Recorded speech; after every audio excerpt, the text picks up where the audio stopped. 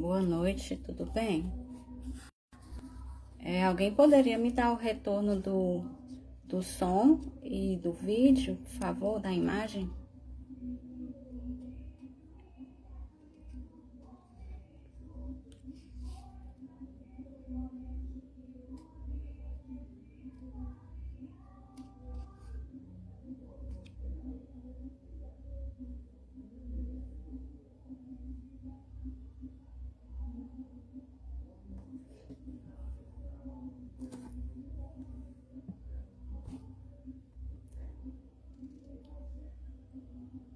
Boa noite, alguém poderia me dar o retorno do som? Se está bom?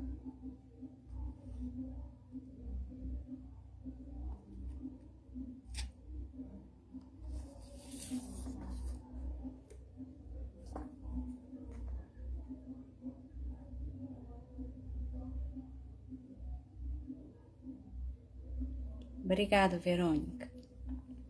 Bom, eu me chamo Yolanda, sou uma das voluntárias da Casa de Francisco. Hoje eu fui convidada para o comentário do Evangelho. Já faz um tempinho que eu não venho por aqui, mas hoje deu certo. Eu vou comentar hoje o capítulo 6, o Cristo Consolador, tá bom? Vou ler um trechinho. O item 3 e o item 4. O item 3 fala assim, é uma passagem bíblica, né? E fala assim: se me amais, guardai os meus mandamentos, e eu rogarei ao Pai, e ele vos enviará outro Consolador, a fim de que fique eternamente convosco, o Espírito de verdade, que o mundo não pode receber, porque não vê e absolutamente o não conhece. Mas quanto a vós, conhecê-lo-eis, porque ficará convosco e estará em vós. Porém, o Consolador, que é o Santo Espírito, que meu Pai enviará em meu nome, vos ensinará todas as coisas, e vos fará recordar tudo que vos tenho dito.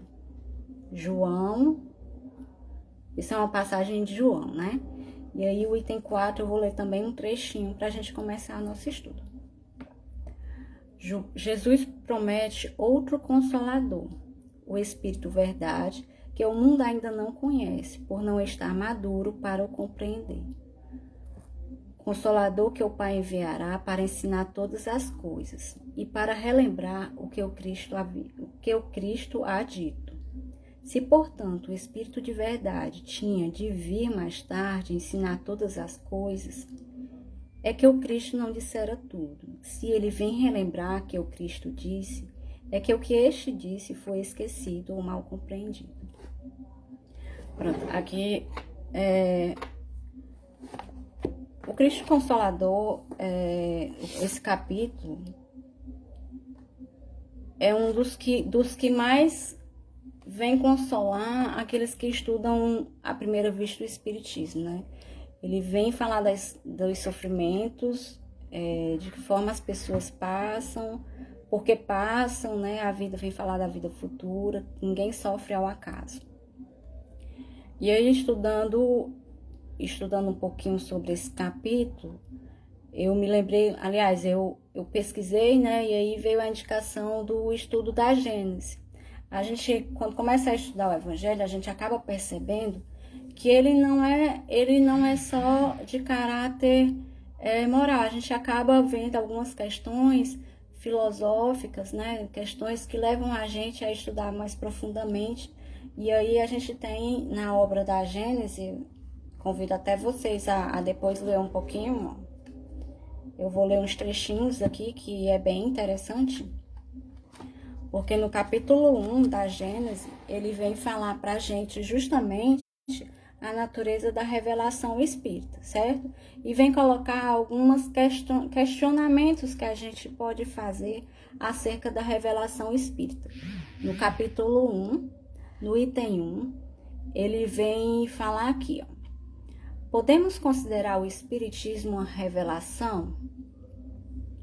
E aí, mais na frente, no item 2, ele vem definir o que é a palavra o sentido da palavra revelação, que aí eu vou ler aqui para vocês, tá bom?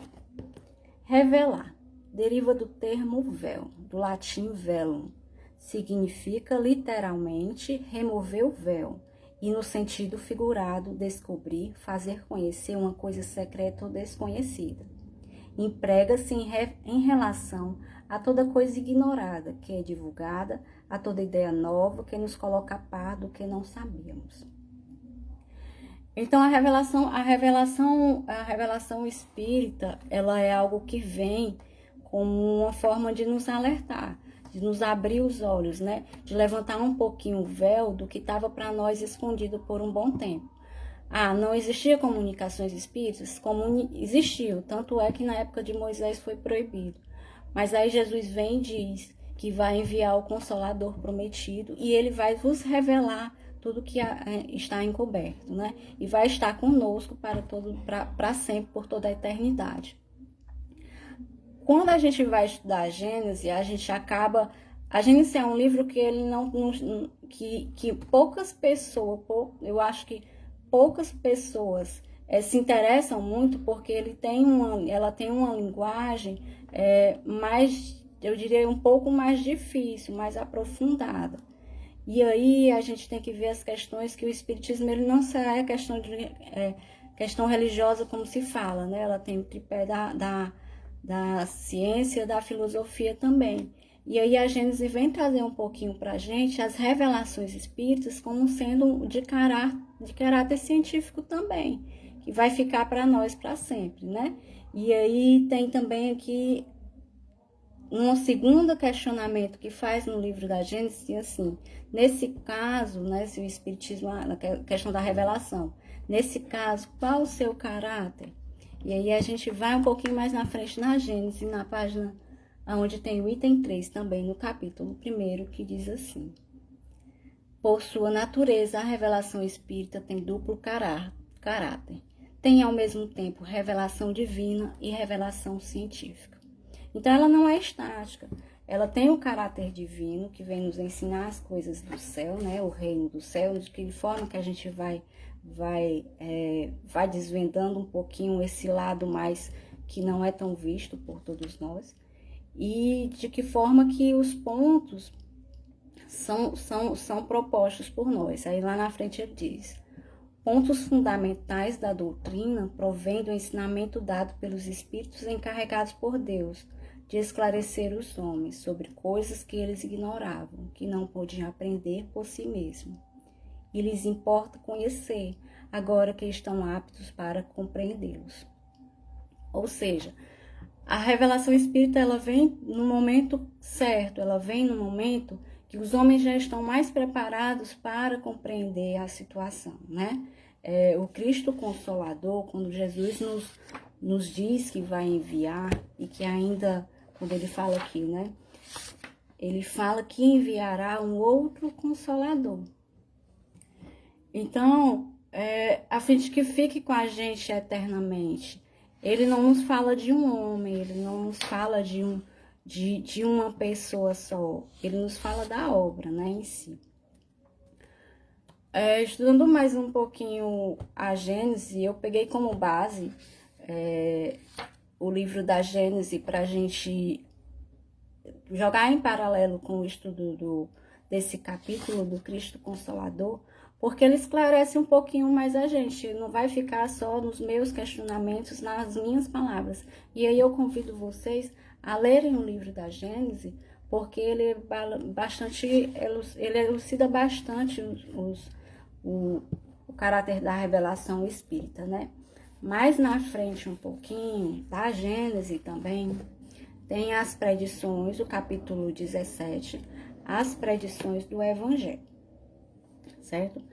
Que diz assim, o anúncio do Consolador. E aí, nesse capítulo, tem essa passagem de João, como tem uma mais na frente, quando ele diz aqui, ó: todavia digo-vos da verdade, e vós é-vos útil que eu me vá, porque se eu nunca for, o Consolador não virá a vós. Mas eu me vou e vou-lo enviarei. e quando ele vier, convencerá o mundo no que toca ao pecado, à justiça e ao julgamento. Mas na frente ele diz: quando esse Espírito verdade vier, ele vos ensinará toda a verdade, porque não falará dele mesmo, mas dirá tudo o que ele tiver entendido, e vos anunciará a coisa por vir.